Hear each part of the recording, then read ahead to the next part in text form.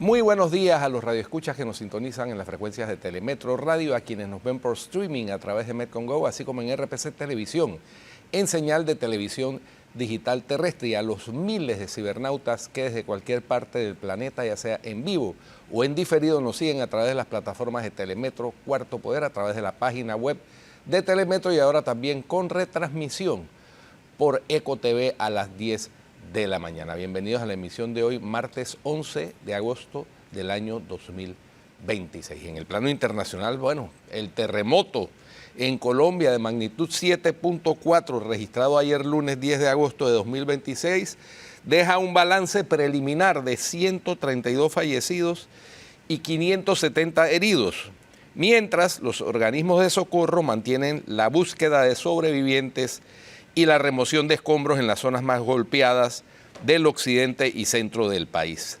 El informe fue entregado por el propio presidente de la República, Abelardo de la Espriella. El sismo causó además daños graves en viviendas, edificios, hospitales, escuelas, carreteras y aeropuertos, con declaración de desastre nacional y rescates aún en marcha. El gobierno activó el puesto de mando unificado, PMU, desde la Unidad Nacional para la Gestión del Riesgo de Desastres. Desplazó ministros y equipos de emergencia a las áreas impactadas y movilizó maquinaria pesada y aeronaves desde Bogotá y Antioquia. Las principales afectaciones se concentran en departamentos del occidente y centro del país, como Valle del Cauca, Caldas, Chocó y Risaralda, donde continúan las labores de búsqueda entre estructuras derrumbadas. Varios departamentos enviaron cuadrillas de rescate, mientras el Ejecutivo reforzó la respuesta en zonas afectadas. De la Espriella canceló su agenda para supervisar la respuesta estatal y ordenó a la UNGRD elaborar un informe integral de daños y necesidades. En un mensaje a la Nación, el mandatario afirmó que el Estado está presente y toma acción. También buscó transmitir respaldo a las zonas devastadas. Colombia está unida y saldremos adelante juntos. No están solos, dijo. Por su parte, el alcalde de Cali, Alejandro Eder, decretó toque de queda desde las 8 de la noche hasta las 6 de la mañana ante el riesgo de alteración del orden público. La medida fue adoptada tras reportes de amenazas de saqueos en varias zonas de la capital del Valle del Cauca. De acuerdo con las cifras presentadas por el gobierno nacional, hasta ahora el terremoto dañó 1.575 viviendas y destruyó por completo 37, además de provocar el colapso de 61 edificios residenciales y comerciales. En Pereira, Cali y Manizales hubo construcciones con derrumbes totales o parciales, con personas atrapadas en su interior. La United States Geological Survey emitió alerta naranja y calculó pérdidas cercanas a 649 millones de dólares. Su sistema Pager estimó que 1.6 millones de personas sintieron sacudidas muy fuertes y hasta 8.9 millones quedaron expuestas a movimientos sísmicos severos en Colombia, Ecuador y Panamá. Por otra parte, un tribunal condenó en rebeldía este martes al exdictador sirio Bashar al-Assad, derrocado en diciembre de 2024 y exiliado en Moscú, a la pena de muerte por varios delitos, incluidos crímenes de lesa humanidad, en la primera sentencia pública contra el líder político que gobernó Siria con mano de hierro durante más de 2 décadas. El juez Fakhr al-Din al-Urjan del Tribunal Penal número 4 de Damasco leyó la sentencia, en la que también fueron condenados a muerte 8 personas más, incluido el hermano de al-Assad, Maher al-Assad, y su primo, Atef Nayib, el único presente en la sesión. La contribución del criminal Bashar al-Assad a los crímenes fue la de máximo responsable de la toma de decisiones, quien movilizó a las instituciones estatales para cometerlos, dijo el juez. Por ello, el tribunal declaró culpable a Bashar al-Assad, que se encuentra en Rusia, del delito grave de asesinato premeditado e intencional de más de una persona y de niños, así como del delito grave de tortura y detención arbitraria y de cometer crímenes de lesa humanidad. Este fallo tuvo lugar en la audiencia contra Atef Nayib, el que fue el jefe de la rama de seguridad política en Deraa, en el sur de Siria, y donde comenzaron las revueltas populares en 2011 que derivaron en una guerra durante 14 años en el país. Las investigaciones y los testimonios de los testigos demostraron la participación del acusado, Atef Nayib, en el interrogatorio de varios detenidos tras el inicio de las protestas en Deraa, declaró Al-Urian, y añadió que la rama de seguridad política que Nayib dirigía, junto con otras ramas de seguridad, asaltó la mezquita omarí en Deraa. En marzo de 2011, la mezquita omarí se convirtió en el principal punto de encuentro y el corazón simbólico de las primeras protestas antigubernamentales que desencadenaron el levantamiento nacional sirio. Las fuerzas de seguridad irrumpieron violentamente en la mezquita en varias ocasiones, donde mataron a decenas de manifestantes. El juez afirmó que estos actos atribuidos a Nayib, según las investigaciones y los testimonios de los testigos, constituyen crímenes de lesa humanidad y dictaminó la condena a muerte. Además de Bashar, Maher y Nayib al-Assad, el juez también condenó a muerte a otros 6 prófugos mencionados en el caso, todos ellos en rebeldía, por el delito de asesinato premeditado e intencional y tortura con resultado de muerte. El juicio, el primero del periodo de justicia transicional en Siria y el primer procesamiento público de un ex alto funcionario de seguridad por la represión de 2011, se inició el 26 de abril en Damasco y desde entonces ha celebrado 9 audiencias. Por último, las fuerzas rusas atacaron con misiles de alta precisión durante la pasada noche centros logísticos, almacenes y empresas industriales en Kiev, capital de Ucrania, y Zaporilla, capital de la región parcialmente ocupada por Rusia, según informó este martes el Ministerio de Defensa de Rusia. Por su parte, Ucrania denunció este martes que los misiles rusos alcanzaron hoy en Kiev un hospital infantil, produjo un incendio en un almacén en otra zona de la ciudad y causó heridas a al menos una persona, según informó el Servicio Estatal de Emergencias de Ucrania a través de Telegram. Durante la noche, las Fuerzas Armadas de Rusia lanzaron un ataque masivo con armas de alta precisión de emplazamiento terrestre, a consecuencia del cual fueron alcanzadas empresas de la industria militar y centros logísticos en Kiev y Zaporilla, indicó el mando castrense ruso en una nota publicada en Telegram. El Ministerio de Defensa ruso puntualizó que en Kiev fue atacada una terminal de Nova Pochta, un centro de clasificación automatizada que garantizaba el almacenamiento y la distribución de bienes de doble uso, incluidos componentes para la producción de drones de largo y medio alcance, así como sistemas robóticos y sistemas de guerra electrónica. El presidente ucraniano Volodymyr Zelensky afirmó este martes que el ejército ruso disparó misiles balísticos norcoreanos para golpear la ciudad de Zaporilla, en el sur de Ucrania, donde al menos 5 personas murieron durante la noche. La ciudad fue atacada con misiles balísticos norcoreanos, Zircon y bombas aéreas guiadas, declaró en X Zelensky, que denunció un ataque brutal diseñado para infligir el mayor daño posible. Eso es lo más destacado en el plano internacional, Atenógenes. Guido, lamentamos todavía lo ocurrido ayer en Colombia, un terremoto que afectó muchísimo a una región conocida como el Eje Cafetero y que es muy visitada por panameños, sobre todo por una región muy turística.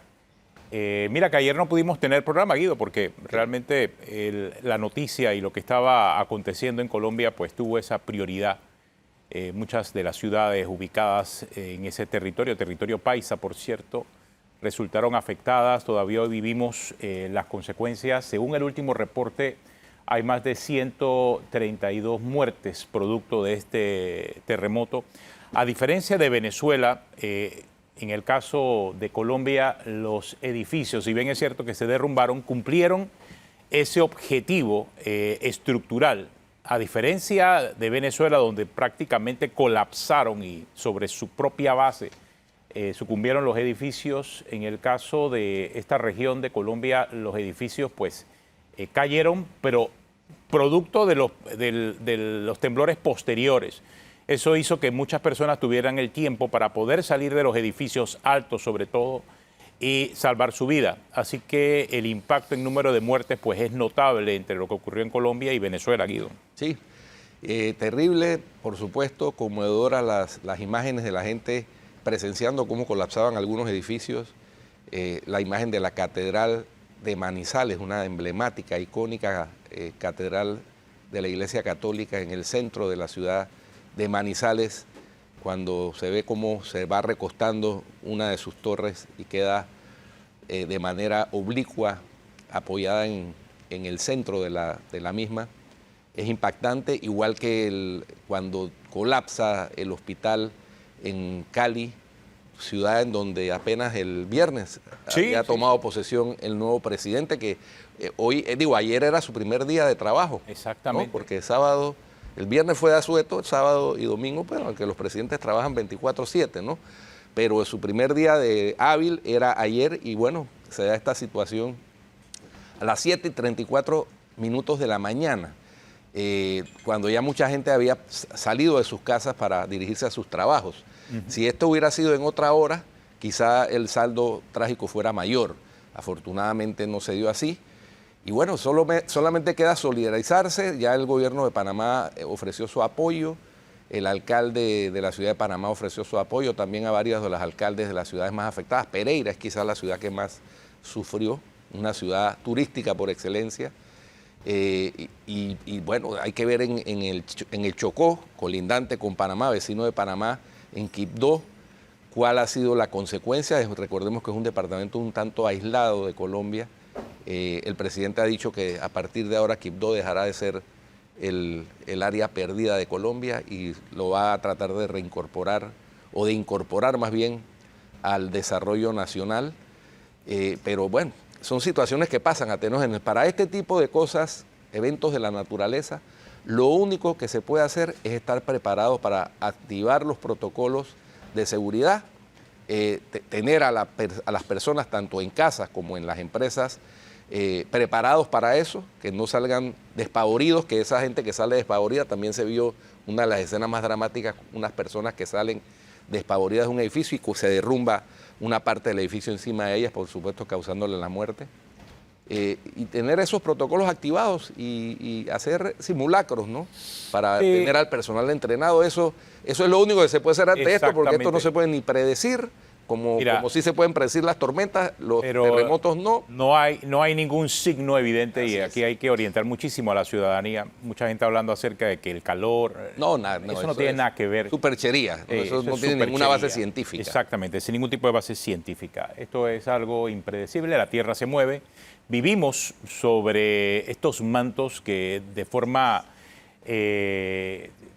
convivimos con ellos y de cada cierto tiempo ellos están vivos, o sea, se mueven. Es parte del movimiento natural de la Tierra. Convivimos con ese riesgo y de esa forma nosotros hemos construido nuestras casas. Claro. Es parte de nuestra realidad. El hecho de que las casas sean resistentes a los sismos significa que resisten para darle oportunidad a las personas de buscar dónde preservar su vida en caso de un sismo de estos catastróficos, es decir, buscando el triángulo de vida que llaman, ¿no? Pegado a una pared, debajo de una mesa resistente. Orientar y sobre todo también en las instituciones y en las escuelas hacer muchos simulacros. 168 es la cifra de desaparecidos todavía por estos terremotos en Colombia y bueno, estamos muy atentos de lo que va a ocurrir.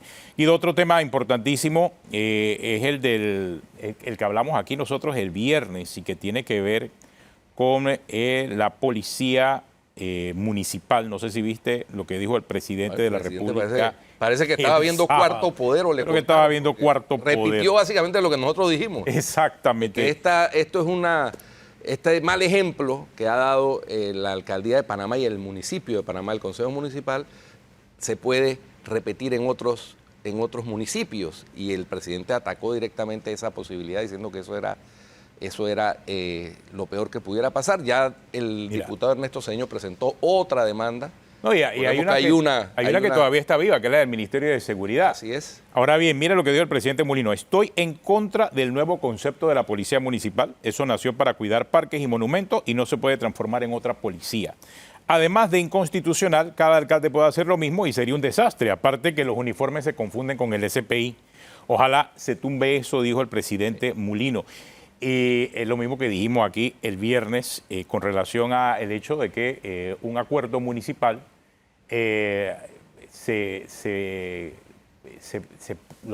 los concejales acá en el área metropolitana, a través de un acuerdo municipal, crearon una policía sin que mediare la ley que la propia Constitución establece que es necesaria para la creación de cualquier policía. ¿Y quién ordena que se haga una policía? Obviamente es el Estado a través del Ministerio de Seguridad, el habilitado para hacer eso. Y ahí viene el debate y la discusión, porque la discusión gira en torno a la posición del propio Consejo Municipal, que debe fiscalizar muchas de las acciones que lleva adelante los alcaldes. Y aquí es donde fallan los consejos municipales. Y esta mañana estábamos viendo una noticia en el diario La Prensa que hablaba acerca de la urgencia notoria inclusive que se dio a la discusión de la creación de la policía municipal. Eso fue hace un año y el aval del Consejo Municipal se dio sin mayor discusión y bajo la figura de urgencia notoria. Y nadie se opuso, porque el objetivo era crear una policía municipal armada. Y ahí es donde viene el detalle de lo que estamos viendo. Hasta ahora la policía municipal, claro, y la policía municipal saca los dientes la semana pasada, cuando vemos la orden que de seguro alguien le dio a la policía municipal de acabar con los manifestantes, porque eso fue lo que ocurrió. Y tienen ahora a una persona todavía peleando por su vida y por la condición en la que va a quedar después del tremendo golpe que le dio la policía municipal porque había una protesta en el edificio Atillo. Esto desencadenó toda la crítica, terminó con un mensaje en redes del presidente y a ver qué va a ocurrir con la Corte sobre la inconstitucionalidad de esta policía y de cualquier otra policía que se piense crear en cualquier municipio del país. Ahí vemos la furia con la que salieron estos supuestos policías y eso es lo riesgoso y eso es lo peligroso. Por eso uno no puede darle esa autonomía y mucho menos armas a sujetos que ni siquiera están preparados. Entonces, a través de un acuerdo municipal, simple y sencillamente los concejales dijeron, no importa, dale armas a estos señores, y ahí están las consecuencias de lo que estamos viviendo y la responsabilidad que recae sobre el Consejo Municipal y sobre el municipio por estar solicitando cosas que son abiertamente ilegales y que no había ningún asesor allí que le pudiese orientar ni al alcalde ni al Consejo Municipal la ilegalidad de lo que estaban aprobando. Pero bueno, ya vemos cómo ocurren las cosas en Panamá, Guido. Muy lamentable. Definitivamente. Bueno, nos acompaña esta mañana también el ex magistrado de la Corte Suprema, Abel Zamorano, la licenciada Mayela Bryan. Vamos a hablar del Congreso de Derecho Procesal que va a ser mañana aquí en Panamá. Bienvenido, magistrado, hombre. Buenos días, Guido. Buenos días a Tenógenes. Nuevamente, quisiéramos aprovechar este espacio para invitar a todos los profesionales del derecho, a los estudiantes, a la participación del Congreso número 21 que se estará inaugurando por parte del Canciller de la República el día de mañana a las 8 de la mañana. Este Congreso que se celebra de manera presencial va a ser en el Hotel Panamá, en el Salón Bellavista, y tiene como finalidad actualizar al profesional del derecho en 6 ejes temáticos trascendentales en la actualidad, comenzando con lo que es el uso de la inteligencia artificial y cuál es la responsabilidad que el Estado tiene en la implementación del mismo, tema que será abordado por un ex miembro del Consejo de Estado de Colombia, el doctor Jaime Orlando Santofimio. El Instituto siempre ha aprovechado este evento para homenajear a profesionales del derecho que se han distinguido en su trayectoria académica y su actividad abogadil en nuestro Panamá. Y este año la dedicación del Congreso va a estar para los profesionales Julio Linares, que es un homenaje póstumo, el profesor de la Facultad de Derecho Edgardo Molino Mola el abogado Juan Antonio Tejada Mora y un educador, creador de ISAE Universidad, como lo es Plutarco Arrocha Rodríguez. Este evento que hace homenaje al artículo primero del insigne jurista uruguayo Eduardo Couture, tiene como propósito actualizar al profesional del derecho en temas que les va a estar manifestando la amiga Mayela Bryan. Licenciada, buenos cuéntenos. buenos días, licenciado.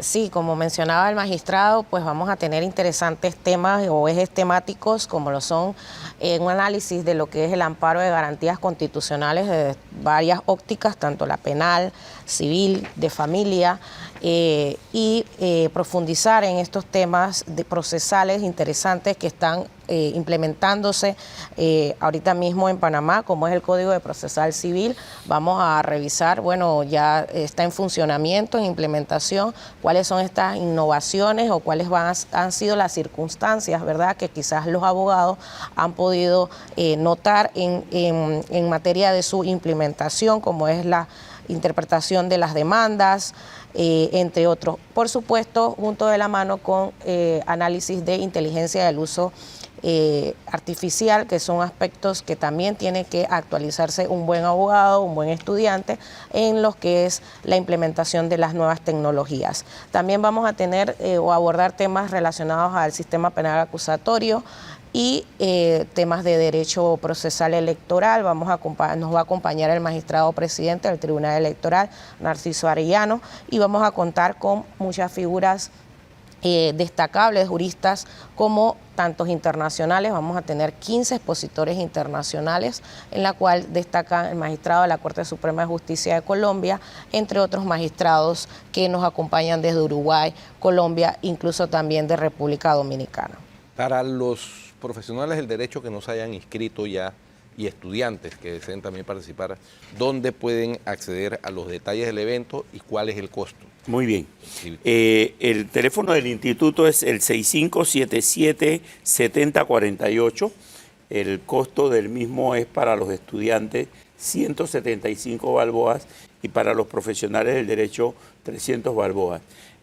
Van a contar con una implementación que el instituto les va a obsequiar, entre ellos el libro que recopila 40 ponencias que tiene, ¿verdad?, allí las exposiciones de todos los expositores.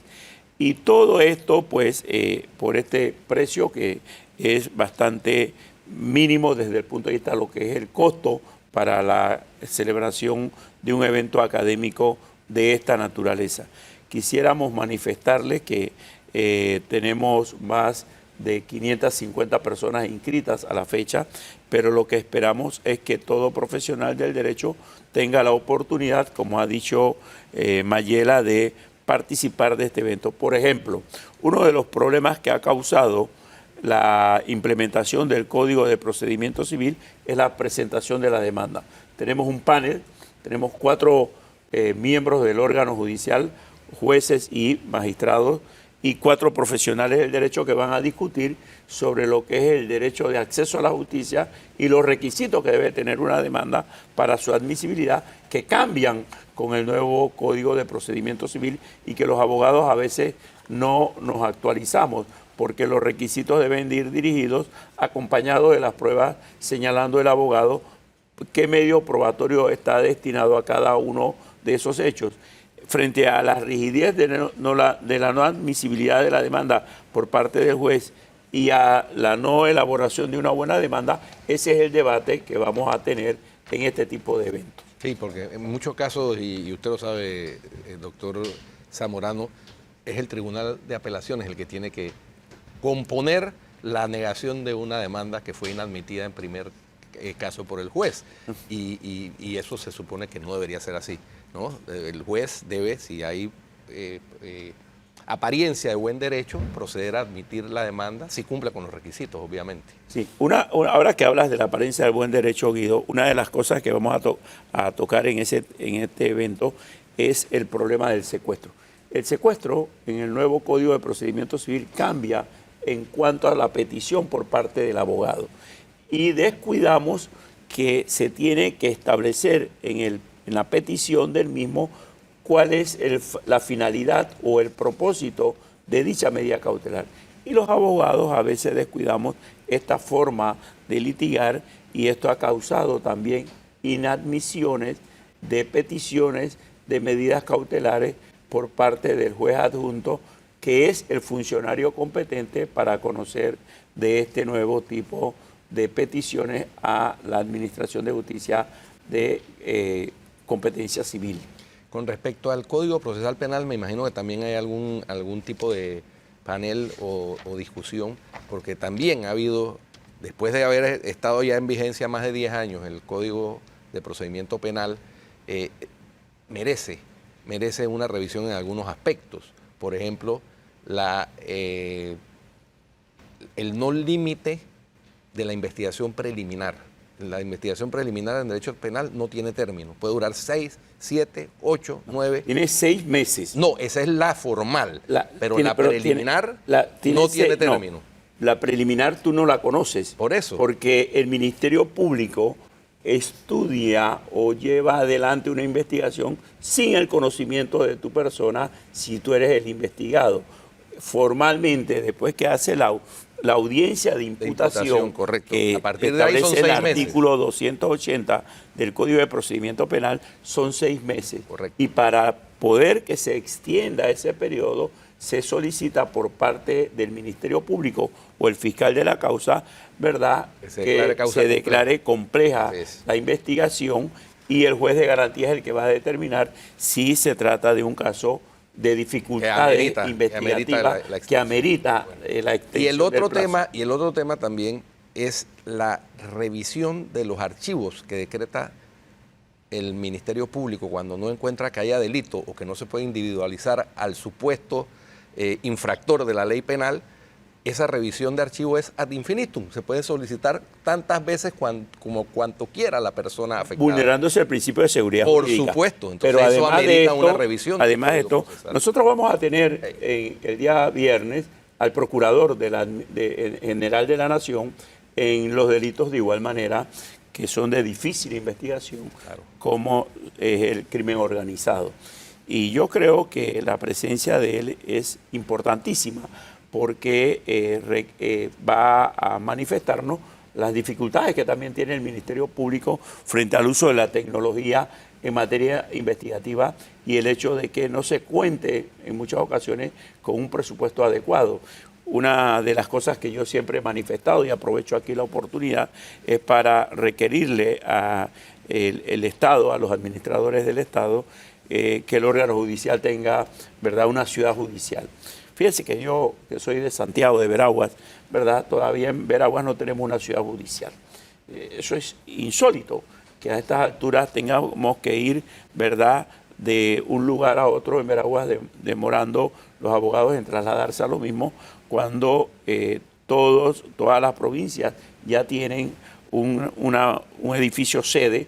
Todavía Santiago, que tiene una gran cantidad de actividad judicial, no tenga el mismo. Y frente a lo que tú manifiestas, Guido, del problema de la jurisdicción penal, mira, hay un tema que es vital.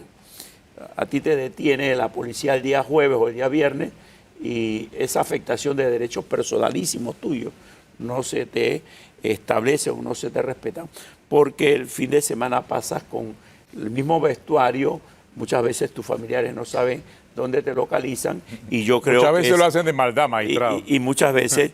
y eso no se califica, ojo, porque el instructor de la ley muchas veces hace eso el viernes a las 3 o a las 4 de la tarde para que la persona permanezca todo el fin de semana esperando. Y esa afectación de derechos fundamentales se va a debatir, y es una de las mesas fundamentales precisamente para que se concientice a quienes tienen esa tarea de lo trascendental que es la afectación de los derechos del individuo, de la persona, independientemente de quién se trate.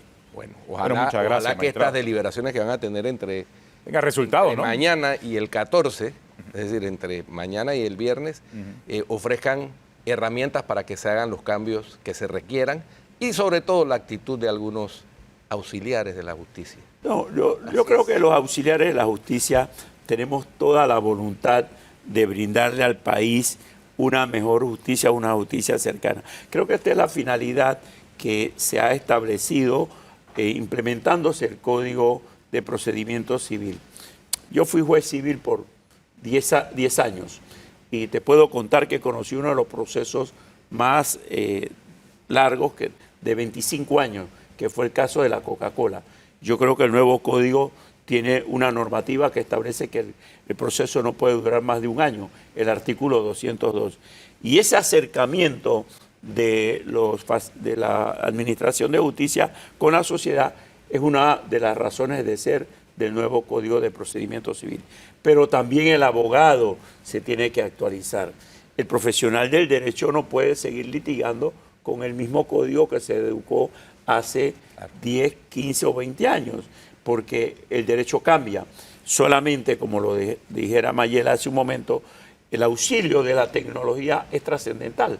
El uso del WhatsApp, el uso del correo electrónico son los nuevos medios de notificación que tenemos a disponibilidad para una justicia de mayor celeridad.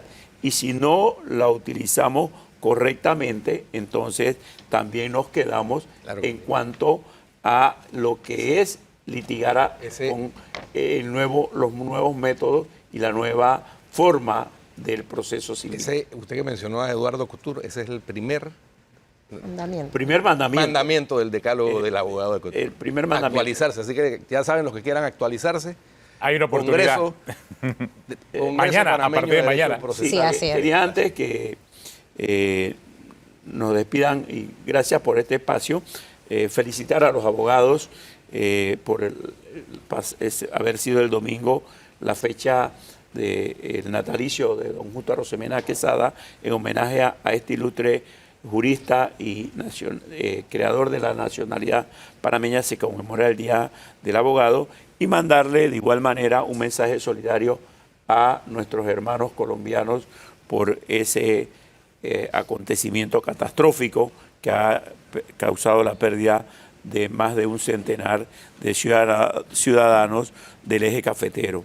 Nuestra solidaridad con el pueblo de Colombia, y creo que estos son acontecimientos que nos deben de llevar a la reflexión de la importancia que tiene culturizarnos en temas de esta magnitud, que son acontecimientos de la naturaleza para los cuales no estamos previstos o no estamos, ¿verdad?, preparados, pero que es importante que con las técnicas de la cultura y de las instituciones que tienen a su cargo, ¿verdad?, formarnos en estos menesteres es importante. Entonces, los esperamos mañana. Guido, tú como periodista y abogado, ¿verdad?, es importante que los abogados se participen, y yo creo que espacios de esta naturaleza son importantes para que la sociedad sepa el trabajo que instituciones de carácter no lucrativa como el Instituto Colombo Panameño de Derecho Procesal llevamos adelante en beneficio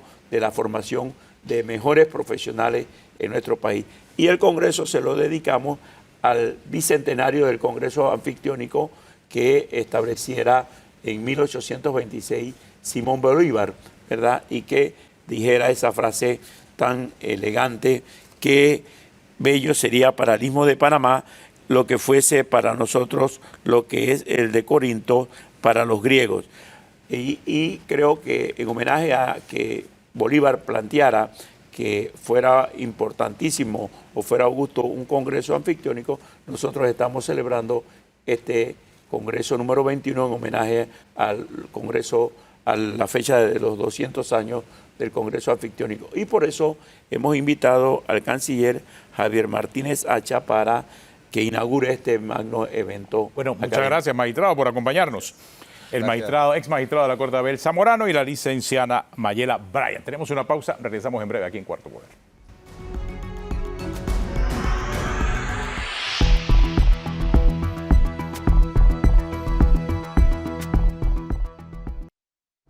Bueno, continuamos aquí en Cuarto Poder. Hoy estamos viendo un video del ministro de Comercio e Industria, Julio Moltó. Hay un primer video de una visita que realiza a las instalaciones de Minera, principalmente para ver in situ la situación de los trabajadores. Vimos ahí lo que publicó el ministro de Comercio en su cuenta en Instagram y parece que hay ya las primeras acciones de parte del Ministerio de Comercio directamente en el área de la mina, y estuvo visitando las comunidades aledañas, es lo que se está dando a conocer. Dice que los trabajadores y las autoridades municipales del área minera fueron escuchadas por el ministro, y a ver entonces qué va a ocurrir con ese tema de la mina, Guido. Bueno, se comprometió a llevar el mensaje que recibió y escuchó a la comisión tripartita, Sí.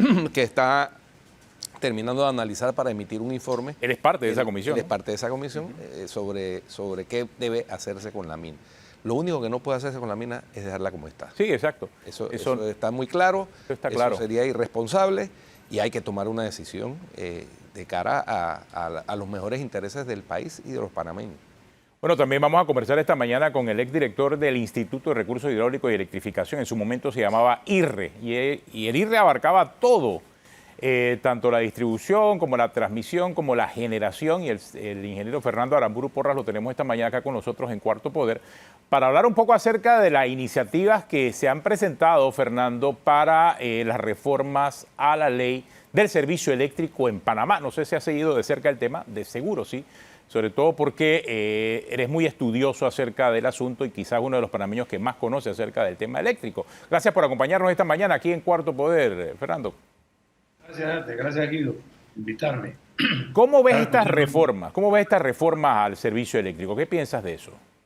Bueno, mira, primero explicar al público oyente, televidente, que la ley del sector eléctrico, que regula el sector eléctrico, fue aprobada en 1997. O sea, van a ser ya 30 años que esta ley se aprobó. Ha pasado mucha agua bajo el puente. Entre otras cosas, el sistema eléctrico ha permitido que este país crezca de la manera, el crecimiento del sector eléctrico y el fortalecimiento del sector eléctrico ha permitido que este país crezca de la manera que ha crecido. O sea, este país ha cuadruplicado, o sea, desde 1996 a la fecha, el país es 4 veces más grande. O sea, hay 4 veces más demanda, inclusive más de 4 veces. ¿Por qué? Porque hoy en día utilizamos más equipos electrónicos. Estamos más intensos en electricidad que hace 30 años. Entonces, todo esto causa una presión en el sistema. Obviamente no todo ha sido positivo. El sector privado invirtió en estos últimos años, estos 30 años, $12.000 millones, que ha permitido un desarrollo no solamente de los sistemas de generación, sino de transmisión y distribución. ¿Han habido problemas? Sí, han habido problemas. Entre ellos, por ejemplo, creo que no ha habido suficiente competencia en las licitaciones de energía.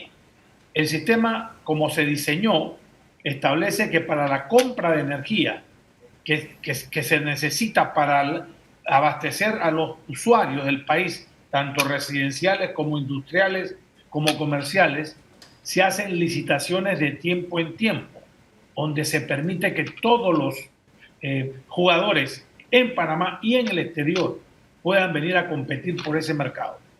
Cuando nosotros reestructuramos el sector hace 30 años, habían 6 generadoras, producto de la privatización. Se crearon 6 empresas. Hoy en día hay 65, o sea, hay mucho más competencia. El sector es robusto. Sin embargo, ETESA, que ha sido la que ha estado a cargo de las licitaciones, no ha hecho suficientes licitaciones ni en tiempo ni a tiempo, lo que no ha permitido que se den las mejoras que se hubieran podido dar. Sí han habido licitaciones, pero no lo suficiente. Y hemos terminado comprando la energía en el mercado ocasional, energía que normalmente es más costosa. Es una de las cosas que no ha funcionado, y por eso estamos recomendando, y creo que la ley lo plasma, que se le devuelva a las distribuidoras, quienes son los responsables del suministro de energía a los consumidores, se les devuelva la responsabilidad de contratar la energía bajo la supervisión del regulador. O sea, que el Estado no sea juez y parte. Las distribuidoras licitan, el Estado supervisa y aprueba los pliegos. La otra cosa que no ha funcionado bien y que hay que revisar es que el CND, que es el Centro Nacional de Despacho, que es el cerebro, el sistema nervioso del sistema, o sea, el que decide qué planta se arranca, qué planta no se arranca, el que controla la operatividad del sistema a nivel nacional, el sistema integrado eléctrico, el que en un momento dado determina cuál fue la causa de un apagón, si fue causa del distribuidor o del transmisor o del generador. O sea, juega un rol muy importante dentro del sistema y hemos visto que ha habido mucha interferencia de parte de TESA. TESA hoy en día pertenece a TESA. Sin embargo, consideramos que eso hay que separarlo. Tiene que ser autónomo, independiente, con participación, por supuesto, del Estado, pero también de los agentes del mercado, de tal manera que se garantice su idoneidad, su competencia, y no que obedezca a caprichos momentáneos. En estos días ha habido un incidente donde la gente del CND notificó que TESA no tenía suficientes fondos para cubrir la cámara de compensación que ocurre todos los días en el mercado eléctrico. Y a causa de esa notificación, estos ejecutivos han sido despedidos de TESA, de CND. O sea que causándole un problema al sistema, porque son personas idóneas, personas capacitadas, que tienen muchos años de estar ahí y no puede ser que esto suceda. Pero no es solo esta la razón, es que se requiere independencia. La otra cosa es que TESA tampoco ha cumplido su misión. Ellos no están atrasados en la cuarta línea, estuvieron atrasados en la tercera línea y esto crea incertidumbre en el mercado. O sea que TESA hay que revisarla, reestructurarla de alguna manera. Por otro lado, la distribución. Sí hay espacio de mejoras en la distribución.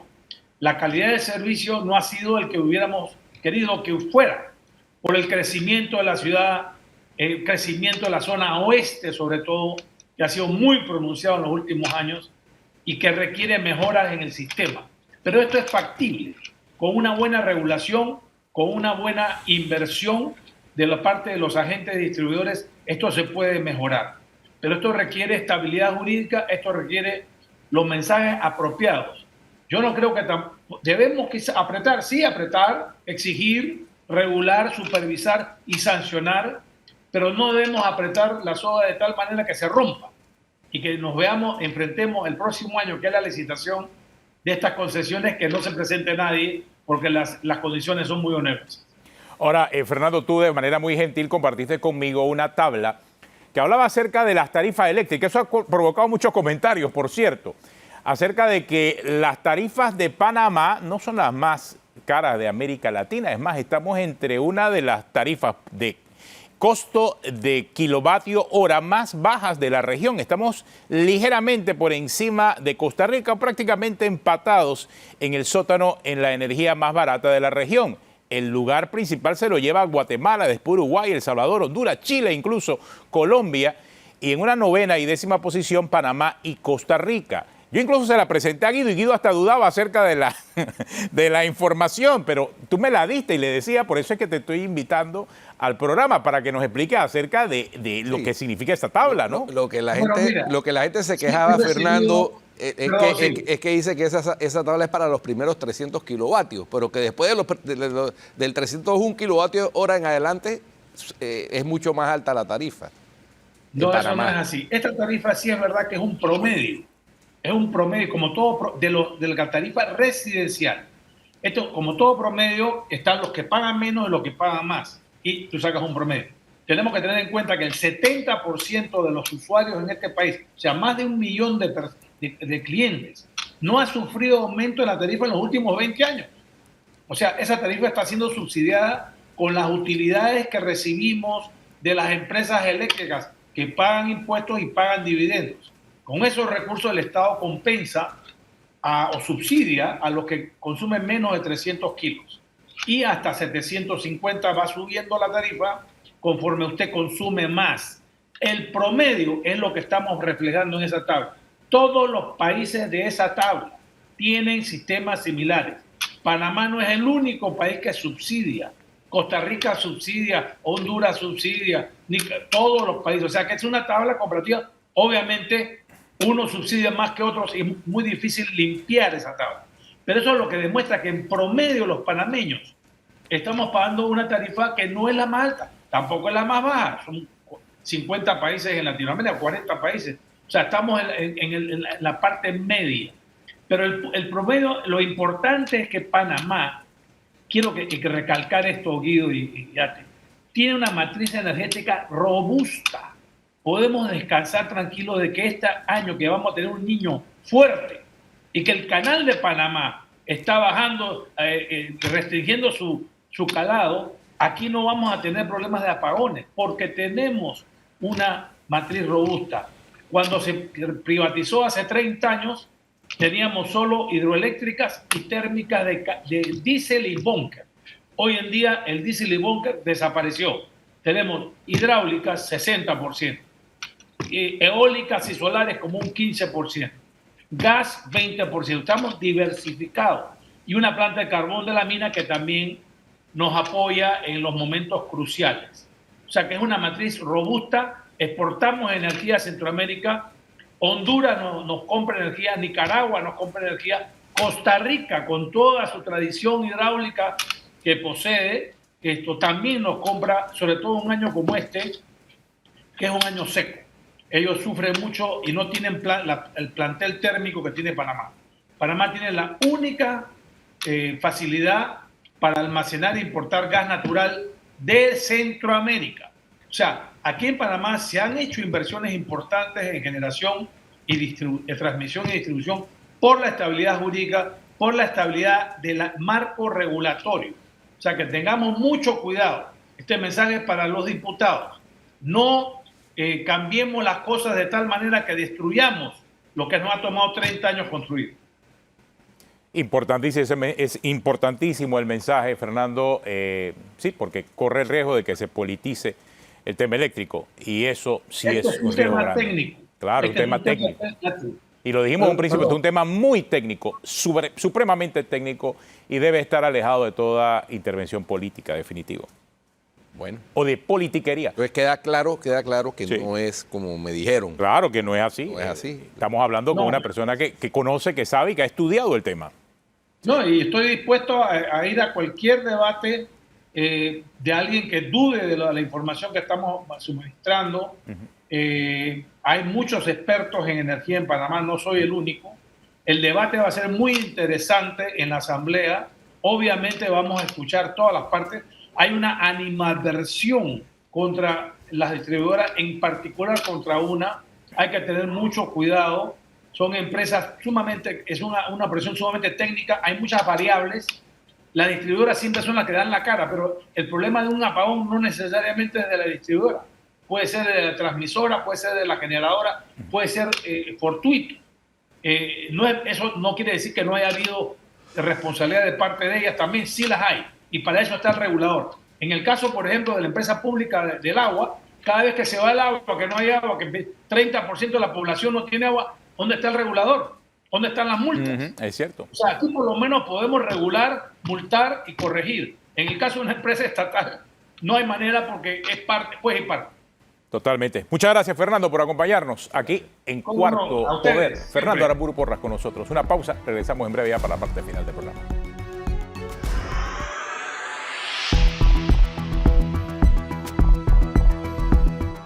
Bueno, un programa interesante que hemos tenido hoy. Ya terminamos este día de información aquí en Cuarto Poder. Guido. Así es, se nos acabó el tiempo. Si usted sigue en Telemetro Radio, siga con los muchachos del Bronx y en RPC Televisión la programación regular. Hasta mañana.